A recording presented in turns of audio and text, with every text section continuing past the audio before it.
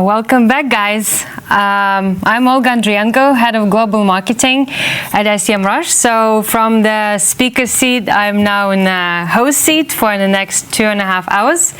And I'm so excited about this event. It was a roller coaster ride building it all together, and now it's really, I'm so proud of my team, and thank you to all of you who's watching.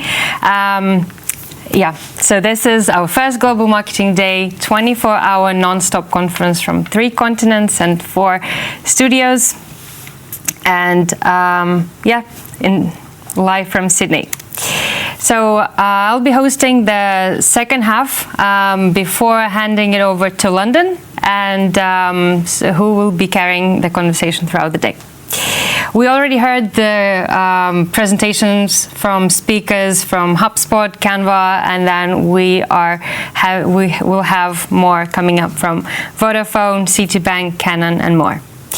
And our hashtag is Global Marketing Day. I actually carried one with me in the luggage, so that's our hashtag, Global Marketing Day. Use that when you're tweeting and tag us in Instagram stories. To give for those who just joined, we have the setup is that there is 15 minutes presentation, and then there is 10-12 minute discussion after the presentation with 2 guest experts. And kicking off with the first session, we'll bring the conversation back to SEO. And please welcome Lyndon Barnett, Senior Digital Content and SEO Manager at Vodafone Australia. Lyndon currently manages digital content and search engine optimization for Vodafone Australia and devises content and search strategies to drive online, in-store, and over-the-phone conversions. Well, Lyndon, welcome.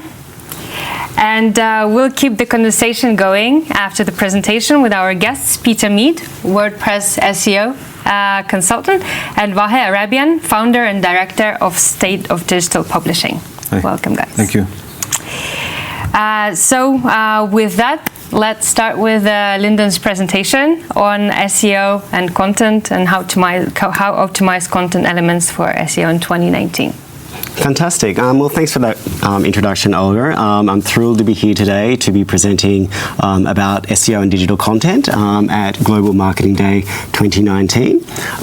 Before I go into my experience about working at Vodafone Australia for the past 4.5 years, I want to just delve into what happened to ASOS earlier this year. In April this year, the BBC reported that profits in the online fashion retailer ASOS had plunged by 87%. Pre-tax profits fell 87% to £4 million for 6 months to 28 February when compared against the same period in 2018. ASOS said that marketing changes meant a fall in visits to its website and a drop in search engine rankings. What ASOS are calling marketing changes, I would call content strategy and search engine optimization strategy. The news outlet said that to stay competitive, the retailer launched 200 versions of its website, depending on which country the customer is in, which had a negative effect on ASOS's search engine rankings. ASOS also made changes to the way customers navigate around its main website, particularly in how new products were displayed. ASOS is not alone. Rightly or wrongly, Google does have the power to influence business success, especially for online-only retailers. So what do I do at Vodafone to protect the company against such volatility? My approach to digital content is simple. Digital content needs to be used strategically to achieve 2 primary aims. Digital content is used to drive quality, organic traffic to your website, and when you have that quality traffic, use the content to drive a conversion. In Vodafone's case, it could be an online conversion, as we're an e-commerce website. It could be an in-store conversion, as many of our customers still enjoy walking into store and walking out with a brand new phone. Or it could be a conversion over the phone, as some customers don't necessarily want to head in store, but still enjoy the opportunity to talk through the best options with them with an agent. For customers who do head in store or call, the website serves as a research tool, so they're primed for the conversation when they have it. Digital content for a business such as Vodafone is intrinsically linked to sales, revenue, and profit. But on a day-to-day basis, how does this translate to what I do and how I supervise my team to create content? If you approach digital content from both a perspective of driving organic traffic from search engines and also driving revenue, then it makes complete sense to have the same person responsible for both the website content and search engine optimization. And that's what we've done at Vodafone. I have both hats. I look after content and SEO. It's because I come from a communications copywriting background that makes the SEO tactics and strategies I use at Vodafone effective. Sure, I understand and have a solid grasp of technical SEO elements. For example, I know how to use canonical URLs and I get schema markup. And I keep up to date with SEO trends and I follow the announcements that Google makes about what it's releasing with its algorithm. But I still have an extremely limited understanding of HTML code. It's sort of like my Spanish. I can understand it, but I would have no idea how to write it from scratch. But in my mind, this is no longer important for effective SEO. I work with developers who can help me out with the code. All Google wants us to do is to write for our customers first and foremost. Google doesn't want us to rig the system or use dodgy ways to get our websites to rank. I could have many backlinks from websites with impressive domain authority and the lightest code powered through a state-of-the-art content management system.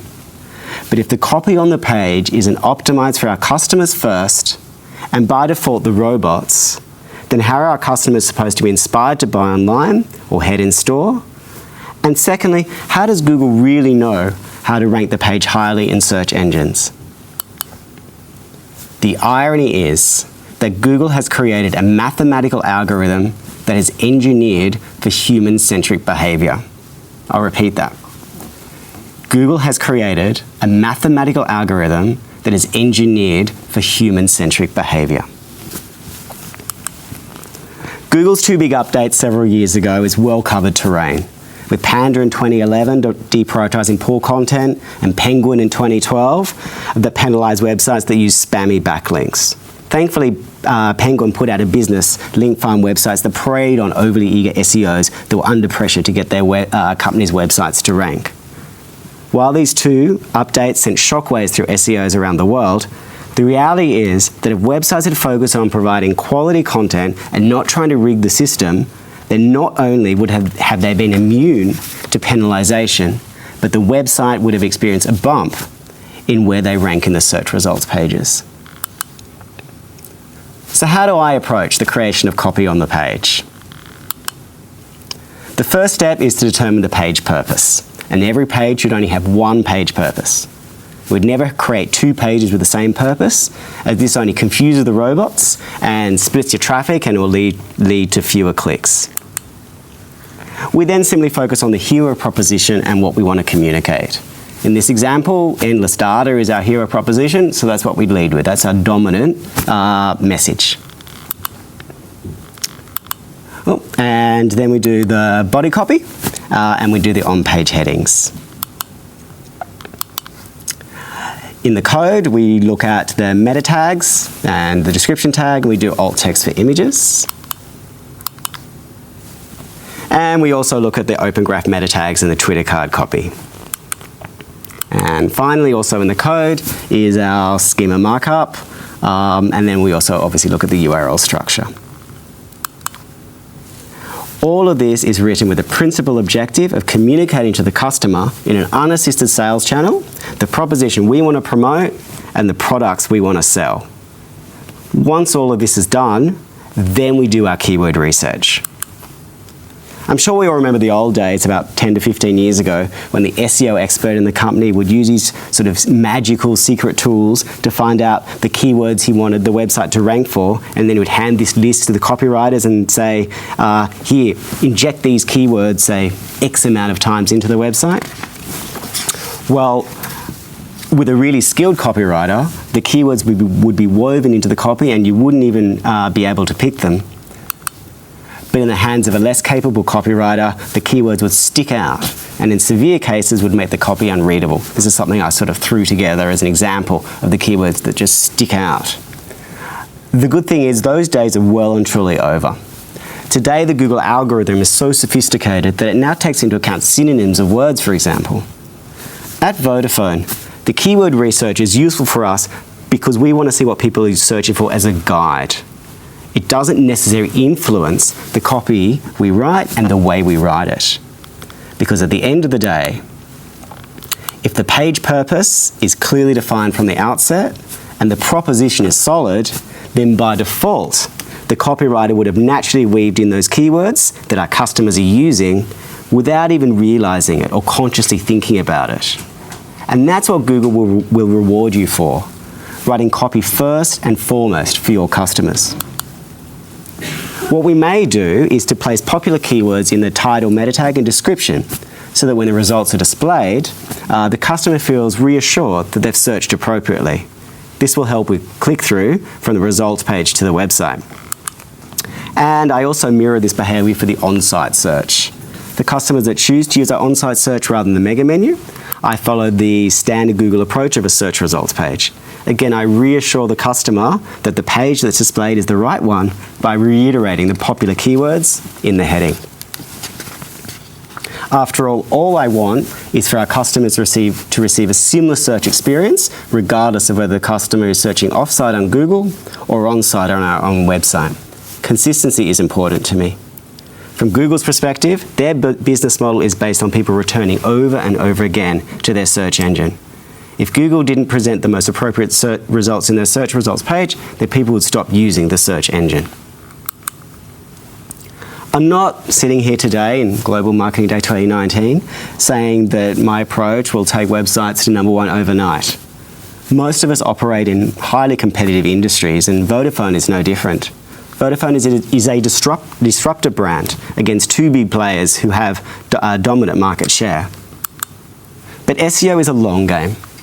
From my perspective, it's all about laying the appropriate foundations supported by sound logic and rationale. You might argue that as a challenger brand, why not take risks? Why not push the boundaries of what you think might be acceptable and see what happens? After all, that's what challengers do. They don't just sit back and follow the status quo.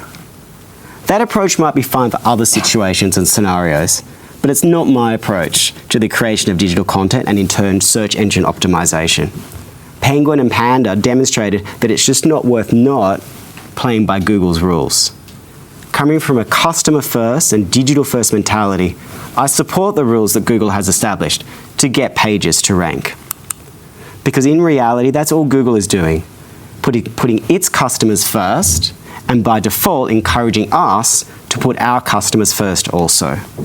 Of course, another SEO expert might and probably will have a different approach to me. I mean, we have around 50 speakers in Global Marketing Day. But that's the beauty of digital. We can all develop different approaches and different strategies. But for me, in my opinion, for a brand such as Vodafone, it needs to walk before it can run. It needs to build up its calf and quad muscles before it can take off. Thank you. Thank you so much, Lyndon, for the insightful presentation. That was Lyndon Barnett, Senior Digital Content and SEO Manager at Vodafone Australia. And now we move on to conversation, and I'm checking the questions that we have in the chat. So if you want to join the conversation, type in your question in the thread, and then our team will be selecting the best questions and sending me to my laptop so I could ask them to our guest experts. So the first question that I see, and That's from Siu Buntan. May I know how we can rank websites that have different languages? Peter, can you take that one? Yes, different languages. So there's quite a bit of work involved in this, but to do the research around those languages, and we implement our hreflang tags. But obviously we need to do a lot more research than just putting the tags on there. So I think that's the mistake a lot of people make, is maybe to go and get their current content translated and then just put hreflang on there. But what I would suggest is really spend the time to research particularly what's happening locally in those languages, and to get some native speaking people to rewrite the content and address. So that's how I would take it there for starters. There's a bit more to it than that, but because I mean you've got to also really answer the question for people who are living in the countries, or who are you've got to actually answer those questions for the people who are reading that language. But that's basically it. All right. Any more to add, guys? Yeah, I'd like to say, like, from a site structure point of view as well, there's obviously the different approaches, and I'm sure there's going to be other talks that's going to outline more of that. But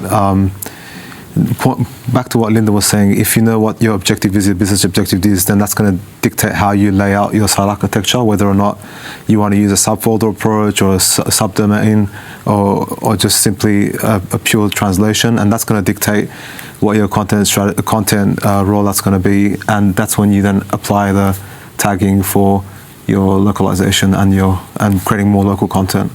All right. And Vahe, can you take the question from Orange Digital? Sure. Is the schema for articles the one you're using, or do you use other types of schema for your blogs? Of course, I play around with a lot of this. So there's different, depending on your content format, you have to apply different content types. So if you're a blog, then articles will make more sense. If you're a news website, then you use the combination of both. And it depends on the content format as well. If your piece is an evergreen piece where it gives you step-by-step instructions, there's some FAQ, the recent rollout of FAQ and how-to schema around that. So have a look at the glossary that Google offers, and look at the type of schema that's there, and make sure that you apply the schema that applies best for your content format, in short. So. Right, thank you. Peter, that's a question for me, actually. I'm just stepping here. So could you maybe share a list of WordPress plugins that people could use to write their content and optimize for SEO? Yeah, you can start with, on WordPress, you can start with the Yoast plugin. Obviously there's some other ones, the all-in-one SEO, and then there's the WordPress SEO plugin. I like to use the Yoast plugin because it's, they've done a lot of work, and I think it's the most widely adopted. So, I mean, what you can start doing with that is hit the ground running to optimize your WordPress. Then you want to move on to some other plugins for caching, like W3 Total Cache, or maybe even go on to something like Cloudflare and do that sort of thing to speed up your site. And yeah, I mean, there's a long list. I would say that's probably, I can provide a longer list maybe on social at some stage. There's a few particularly for content, like starting with for writing content. The basic ones are like Semrush Writing Assistant, where it can give you like the scrape results of your competitors for the keywords you're targeting, and that's going to give you like your latent semantic indexing and sort of game plan. And there's more of the enterprise end ones as well, like Markup Muse and stuff, where they give you more of the natural language processing, more technical stuff, which can give you more data-driven stuff as well. So there's a lot more automation in content that's coming out in the next couple of years, and you can use these type of tools to help you with that. But that shouldn't be your be-all and end-all, because that's going to obviously lead to lower quality content, and it's not going to tie back to business objectives. So, for sure. Yeah, I'll agree with you on the the Semrush Writer's Assistant. It's definitely been a game changer for our writers. It's a big addition for an SEO content team to use that. And it also helps you just give you better content frameworks as well as to, for this type of content, this is how you should write it, because based on sort of competitor data that you get from the SERPs. So. Bahia, there's a question that, well, you mentioned subdomains, so there's a question from Sauria. Will creating blogs on subdomain help on primary domain as well as it comes to content? I haven't seen that from my experience. You typically use it's pretty much is seen separately. And subdomains are typically used for branding purposes or just trying to cover a different topic that maybe your main domain isn't associated with, it's indirectly related. So it's more of a branding play that you'd use that for. And if you don't have resources to do that, then use a subdomain. Okay. Lyndon, there's a question to you from Brent Manning. Do you have an unbranded example where Vodafone has managed to outrank Tesla and Optus? I would love to be able to sit here and say we did. It's extremely difficult for a company like Vodafone that is a challenger brand that is third in the market to be able to outrank. What I do take heart in is waking up every morning and logging into Semrush and go, oh look, we're number one for that keyword, and then I'll come back a couple of hours later and then suddenly we're no longer number one. But that's the beauty of SEO, is like the algorithm keeps changing and Google keeps changing. Over time, it's obviously my ambition to become more and more dominant. But the good thing is that the way we approach it at Vodafone is you have the branded keywords and you have the non-branded keywords. Obviously with branded keywords, we're going to be number one, and what's most important there is to optimize to ensure that whatever branded keyword our customers use, it goes to the most appropriate page. For the non-branded keywords, obviously that's much more challenging, and that's when link building strategies can help for the non-branded keywords. Yeah, and you can definitely you can utilize that real estate as well with the schema and all that stuff as well with the branded searches. Yeah, absolutely. Yeah. There's a question I'll just throw. Well, my team says there are a lot more questions in bold, like people are really interested. So there's a question: how important will backlinks be in the future? Will it continue to be an important criteria for Google? Yeah. Very short answer. It has to be. My take on this, I guess there's been a lot of talk about killing off backlinks and Google not taking it very importantly. But if you go right back to the design of the internet, back to the days of Tim Berners-Lee, I mean, there's really only two basic elements to the internet. One is content, the other is links. And so I just can't see how, I mean, this is how we find content, this is how we navigate the internet through links. And so I think it will continue to be important. Maybe not so much as the rankings are concerned. Maybe Google will lessen that off because people are still trying to game the system. But I think, yeah, definitely links are so important. Right. Yeah, I agree. I don't have anything much to add to that. As much as we give information to Google to the knowledge graph, there's still that aspect of them having to discover content. So links are key for that. It's all about reputation. So in my perspective, Google just wants to know what are the most reputable sites so that it can then provide the most reputable response back to essentially Google's customers, which is anyone that's searching. So a way to determine that is obviously content, and also if you've got lots of links from other reputable sites, then therefore your site is also going to be deemed to be reputable. So I agree with the panel. It's going to be something that will be there for a very long time. How would you say, does Vodafone domain, basically authority of Vodafone matters more than the backlink profile you guys have? They both matter. So what we try to do is obviously up our own domain authority, that's important, but also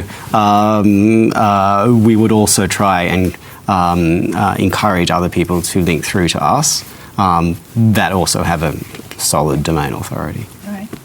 Lightning round. Last question to all of you, quickly, from Yusuf Taraf. What kind of programs do you use to help you? Top 5 favorite ones. Peter, you start.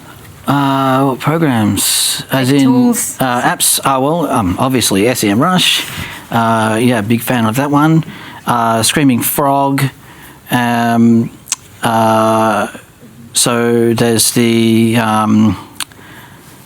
answer the public, but also we shouldn't forget about Google Search Console and Google Analytics. I think those free tools are also very, very useful.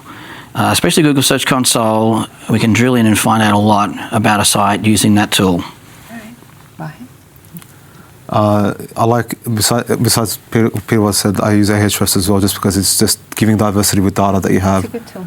Yeah, so that and a few other, like ClearScope and just a few other ones as well, just to help with semantic search research. Yeah. All right. The only one I would add is Google's AdWord Keyword Planner. That's also quite helpful. It's fundamental, yeah. Anything else? Well, okay. What would so if only the company has a budget of like $500, what would be the SEO stack? Well, tool of tools. I'd throw in Sitebulb. Okay. I think Sitebulb's good. It's great to understand the structure of your site, and it's a great auditing tool. I think that'd be a good addition. Yeah. Mm-hmm. All right. Okay, we have really 1 minute for the last question. Who should be in charge of SEO? The content writer or the developer in the web development team? It's from Iman El Ashri. In my mind, it's a collaborative effort. So obviously there is chicken and egg. Well, that's right. Like, obviously there is. I mean, there is a specific skill set that an SEO person does have. There is knowledge that an SEO person possesses, but SEO isn't one of these isolated jobs that just sits in complete isolation to the rest of the organisation. Every aspect of a website and will impact SEO. Mm-hmm. Therefore, the entire digital team needs to understand SEO at a high level and understand individually how each element plays into it. And certainly that's what I do at Vodafone. I go around to all the teams within digital. So there's developers, the designers, the analytics team, and the producers. And when we get them to understand how SEO is impacted by the job that they specifically do. All right. Well, guys, that was a wonderful session. People really love it. There's a lot of questions. And Lyndon, Vahe, Peter, thank you so much for joining us. Appreciate that. Thank you. And with that, we're off to the next panel. Thank you for watching.